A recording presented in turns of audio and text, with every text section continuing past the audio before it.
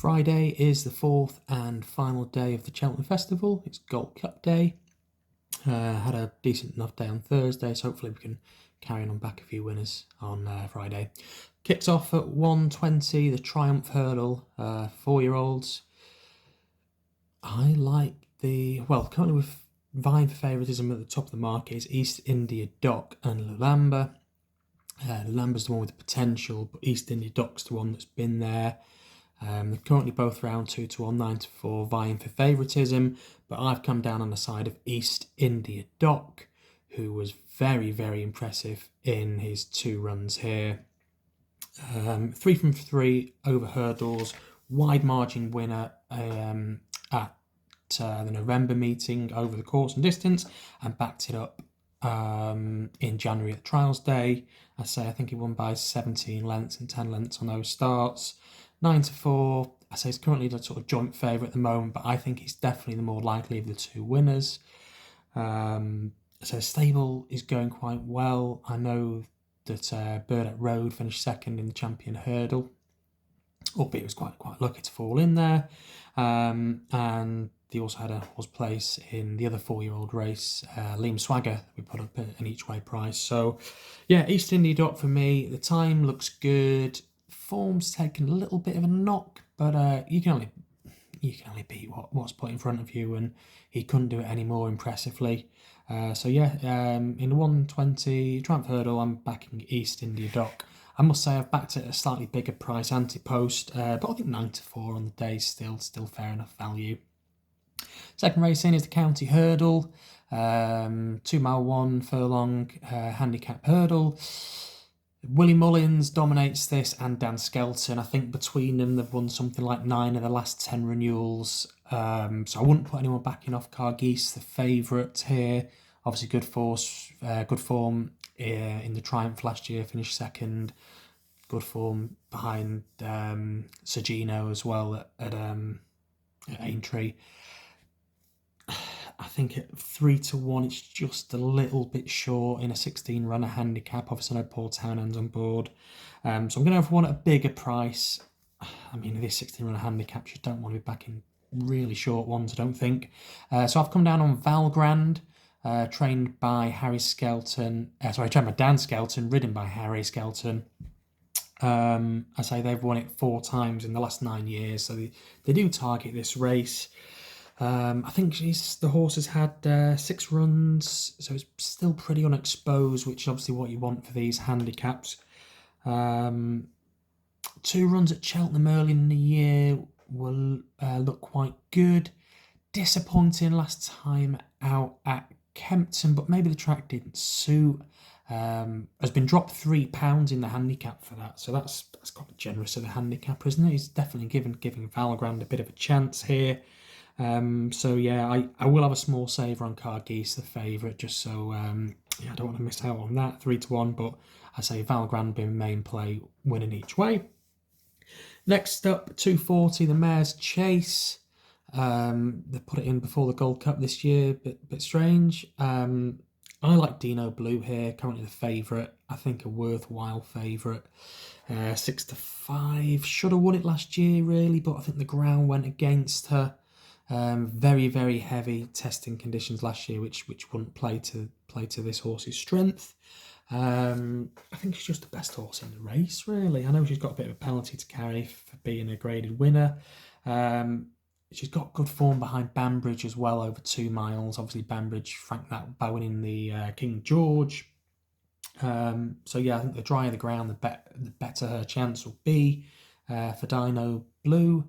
Obviously trained by Willie Mullins, ridden by Mark Walsh.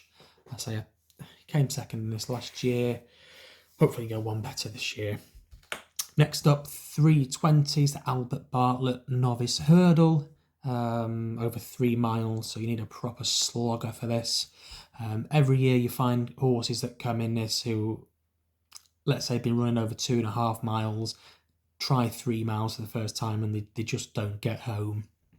We've had a few big winners in this. I remember back in Kilbrick and Storm at 33-1 a couple of years ago, which I'm still dining off.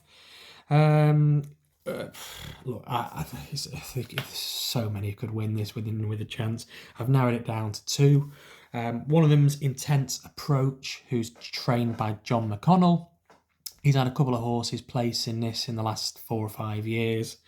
So I think 16 to 1 each way about him. Intense Approach has been to the course. I think it won over the course and distance. As I said, 3 miles. You need to know that it can stay, and this horse did just that. So that's Intense Approach, which is 16 to 1. The other one, a similar price, Ballybow. I think that's currently a 14 to 1 shot. Trained by Gordon Elliott, who's, I don't think he's had a winner yet this week. He's had a lot of placed horses. His horses seem to be running quite well. But I don't think he's hit the bullseye just yet. So maybe this one can get him off. In the colours of the Jigginstown, the maroon with the white star. They won this last year with Stella Story, who ran a cracker again. He has won over the distance, 3 miles. He won last time out over 3 miles.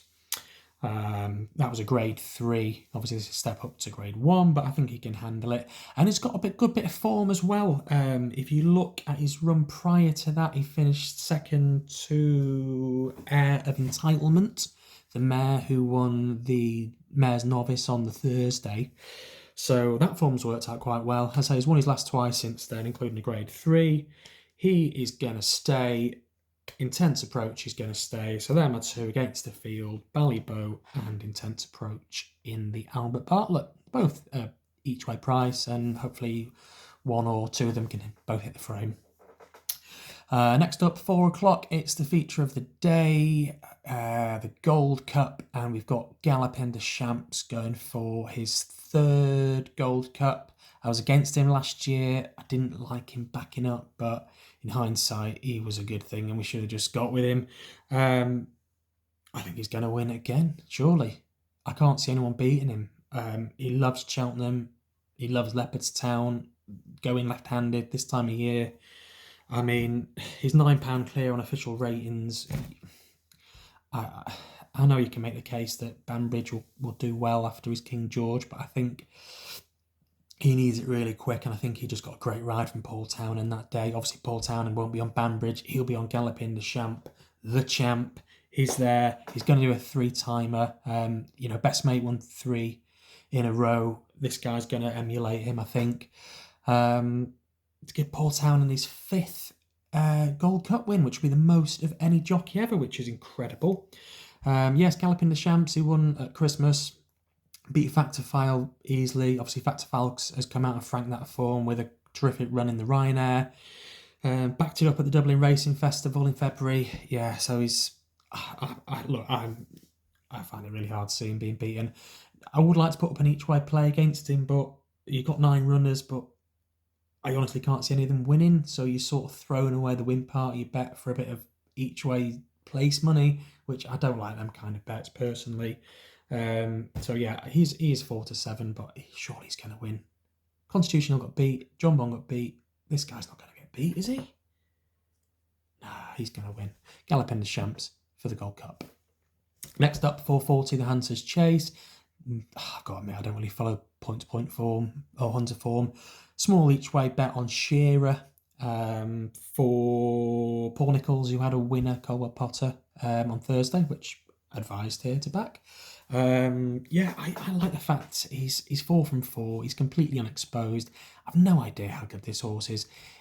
His daughter's booked to ride Olive Nicholls, and he's gonna give his daughter a nice ride, isn't he? Surely, Shearer's gonna be trained fist for the day.